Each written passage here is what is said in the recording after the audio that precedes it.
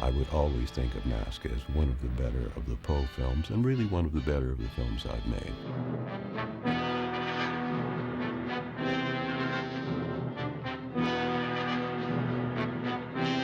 I had read several of the Edgar Allan Poe short stories in school and loved them, and I persuaded my parents to get me a collection of the complete works of Poe for Christmas, and they were happy to do so because I could have asked for something much more dangerous than that.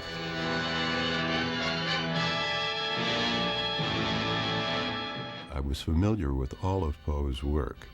AIP, the company for which I did the Poe pictures, at the time was doing very low-budget pictures, around $100,000 or so, in black and white, and they had a policy of sending 2 of these pictures out together as a double bill for the price of one major film, and they wanted me to do 2 black and white 10-day horror films. And I persuaded them that this policy was starting to get a little bit stale and that we should switch to one 3-week color film, and I suggested The Fall of the House of Usher, and they accepted the thought. My choice for the first Poe film was The Fall of the House of Usher, which I loved, and that was sort of a given. When I decided, or just jointly decided with AIP, to do other ones, my next choice was Masque of the Red Death. The day of their deliverance is at hand. But Ingmar Bergman's picture, The Seventh Seal, had some elements of Masque of the Red Death in it. And I felt if I do Masque of the Red Death, people will say I'm copying Ingmar Bergman, even though it was written 100 and some years before Bergman. So I went to The Pit and the Pendulum for my second film, and it wasn't until late in the series that I did Masque, and I finally chose it because I felt it was simply the best of the remaining Poe stories, and I wasn't going to worry about what people thought in relation to Ingmar Bergman. Senor Scarlatti and his wife will not be joining as he failed to obey my orders. I had always loved the, quote, European art films, particularly the work of Bergman, Fellini, Truffaut, a number of others, and the somewhat classical look that they brought to their films, particularly the works of Bergman, influenced me greatly. As a young filmmaker, I was watching every type of film I could find, but for the Poe films, I studied the work of Alfred Hitchcock and of Ingmar Bergman, plus some of the German expressionist directors of the 1920s. The budget for a 3-week color film was a major consideration for AIP. It meant we were going to essentially double our cost. A $100,000 film would now become a $200,000 film, and they liked my idea right from the beginning, but they considered at some length whether they wanted to gamble $200,000 instead of one, and luckily for all of us, it was Jim Nicholson who really made the decision. Most of the Poe pictures were written by Dick Matheson, and I did very little rewriting with Dick. Probably of all the films I've made, the scripts he wrote, we were closest to shooting the first draft. His ideas were compatible with mine. We would discuss them a little bit, and his first draft was generally so good, at least in my estimation, there was a minimum of rewriting. With some of the other writers, we went through the usual business of second, third draft, and so forth, sometimes major rewriting. The idea of combining Hop Frog with Masque of the Red Death came later in the process. The original script was written by Chuck Beaumont, and it did not have the Hop Frog story in it.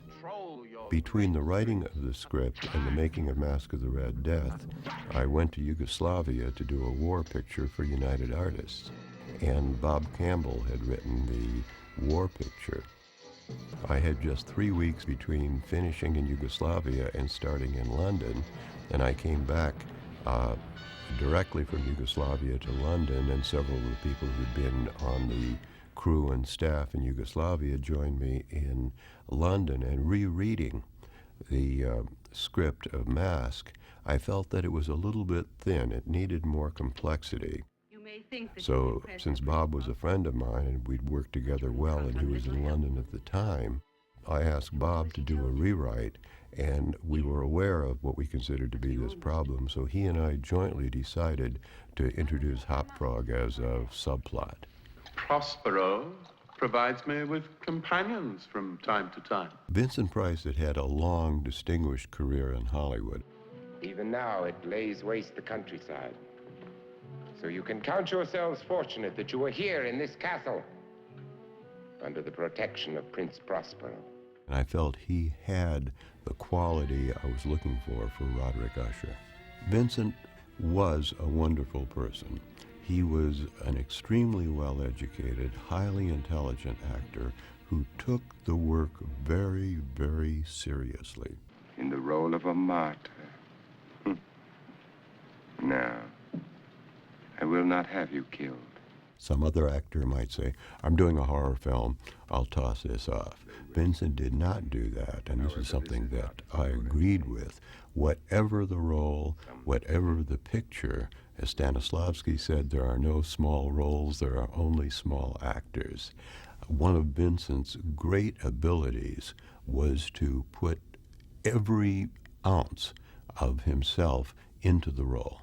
I did have casting sessions for the characters other than Vincent Price. My normal policy, since we didn't have money for screen tests, was to bring the actors in for a reading, then discuss the role with them, generally before the reading, and do improvisations, as well as looking at other films they had done. And what special service have you to offer that might persuade someone else to take you under its protection? I loved Patrick Magee as an actor. He was a brilliant English character actor. I had seen him in several English films before I met him. Even for the humor of it, do not wear red.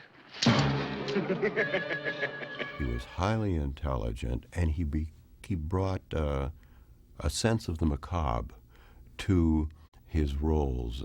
However his mind worked, and it worked brilliantly, he could find strange quirks within the character that he could bring out, so the characters were fuller, more complete than with some other actors I've worked with.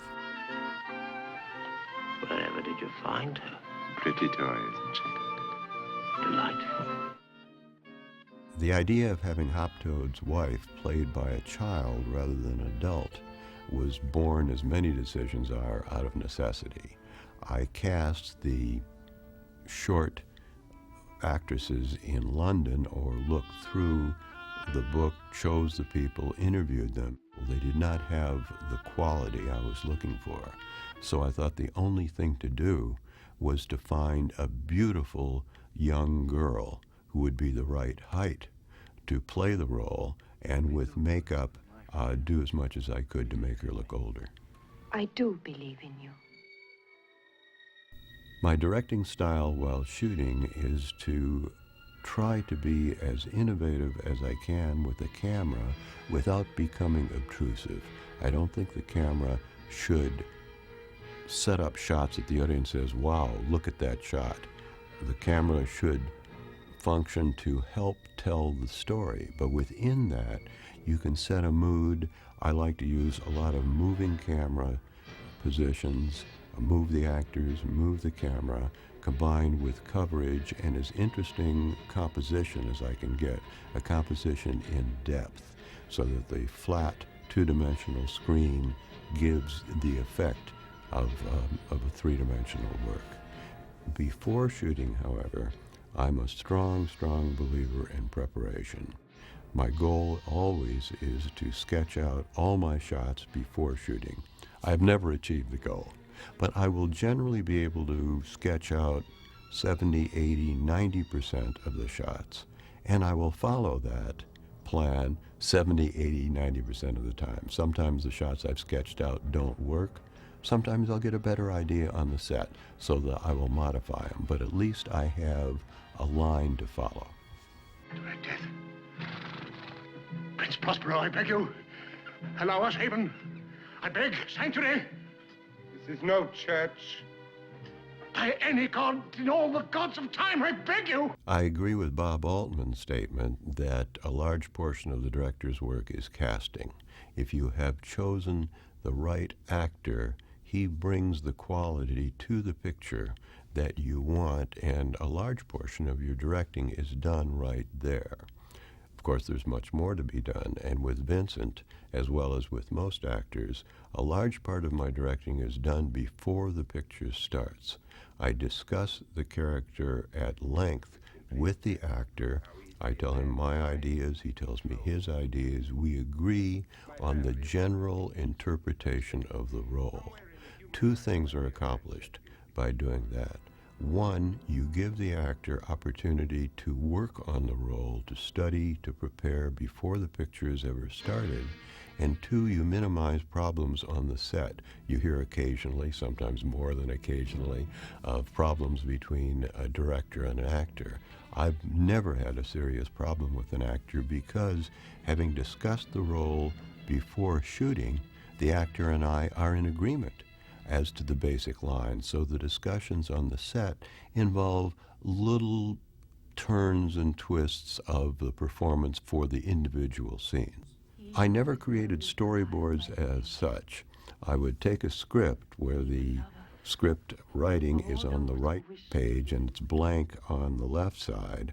I would sketch on the left side of my script what shots I wanted for the dialogue or the scenes on the right. I've seen some directors who come in with a script and then several books, as it were, of storyboards, and they're stumbling around the set with all this material. Nobody has time to look at it all. But I thought if I sketched in the script, I've got it all right there in the script. Masque of the Red Death was done in London for one basic reason. There was an English tax law, I think it was called the Eadie Plan at the time, that took the money from the English distribution of your film and refunded a portion of it to the production company if the film had been shot in England. The Poe films had been surprisingly successful in England, and we were failing to get quite a bit of money from the government. So the idea was, let's shoot the picture in England and get our government subsidy. Let me speak to you about the anatomy of terror. Terror? What would you know of terror, Alfredo? It has been said that Masque of the Red Death had the highest production value of any of the Poe films, and that's probably true. The films we shot in the United States were, of course, low budget and shot in 3 weeks. The shooting schedule on Masque in London was 5 weeks, but as I've said several times, the English crews worked a little more slowly, so I consider it to be 4 weeks, but still it gave us a little more time. But more importantly, the studio we were shooting at had shot a number of classic films, and their scene doc was amazing. Danny Haller, my art director, who was a brilliant art director, and I walked through the scene doc to see what sets had been built for previous pictures, and we found the sets from either Beckett or A Man for All Seasons, and they were wonderful. So we pulled those flats out of the scene, and Danny constructed the sets, building only a small portion of the sets around these wonderful components, and that gave the film a much bigger look. I chose Nick Rogue as the cameraman because I had seen some of his work in England. He was a young, innovative cameraman. I, at the time, was a young director, and talking with him, we got on well, and I felt that he could bring the style I was looking for, which was very much of a chiaroscuro, light and dark shadowed picture with a certain ominous quality to it, yet at the same time, a classical lighting style. Then shouldn't you be on your knees to give thanks? For the flashback or dream sequences in the Poe pictures, I did a great deal of planning. Those shots were sketched out in great detail. I was using special filters, gels, sometimes distortion lenses, combined with a lot of optical printing. Afterwards, we would sometimes go in to the lab 3, 4, 5 times to get different layers of color, distortion, and diffusion.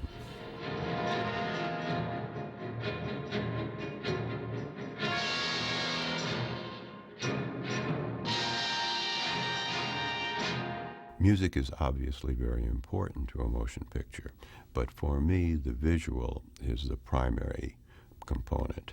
I would bring the composer in after shooting, show him the first cut of the film, and then work and develop the music from that. I would very often give a script to the composer and discuss a little bit about what I was looking for in the music before shooting, so that the composer could work on his themes and so forth. But for the real composing, I believe the composer really has to have the picture in front of him and work from that. The Kennedy assassination happened while we were shooting, and it was a great shock to all of us, particularly to Vincent and to me, because we were great supporters of Kennedy. I had tremendous admiration for him.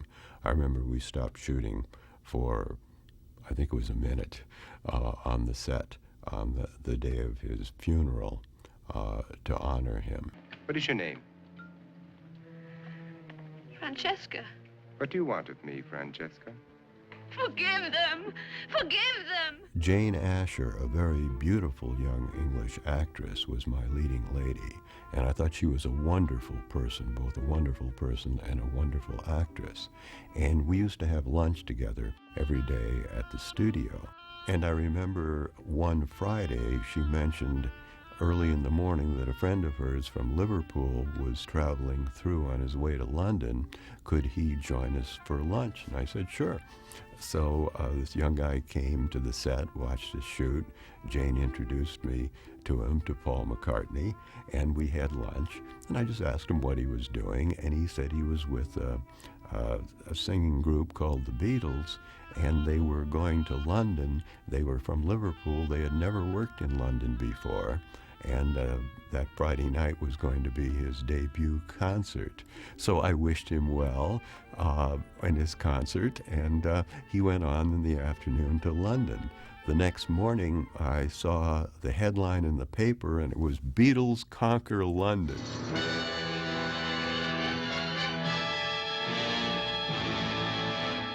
Most of his short stories were very, very short.